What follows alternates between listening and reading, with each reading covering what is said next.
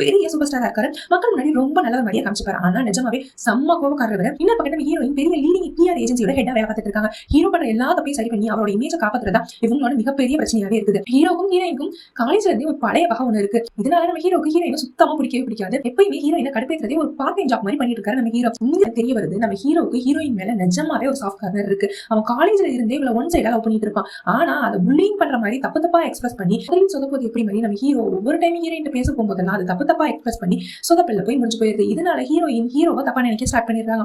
ஒரு ஸ்டேஜ்ல நம்ம ஹீரோயினுக்கு ஹீரோவை பத்தின முழு உண்மையும் தெரிய வருது. அவனோட தனிமையை பத்தியும் புரிஞ்சுக்கிறாங்க. சோ இவங்க ரெண்டு பேரும் அதுக்கப்புறம் எதுவோ ஒரு அண்டர்ஸ்டாண்டிங் வந்து லவ் பண்ண ஸ்டார்ட் பண்றாங்க. பட் இப்ப என்னன்னா இந்த விஷயம் வெளியில தெரிய வந்துச்சு அப்படின்னா ஹீரோவோட கெரியரே காலி ஆயிடும். இப்ப இவங்க ரெண்டு பேரும் எப்படி சீக்கிரட்டா டேட் பண்றாங்க, அதை எப்படி எல்லாம் மறைக்கிறாங்க அப்படின்றதுதான் மெயின் பிளாட். ஹீரோவோட அம்மாவை பத்தின சீக்ரெட்ஸ், அவனோட பாஸ்ட், நிறைய எமோஷனல் ட்விஸ்டும் இருக்கும்.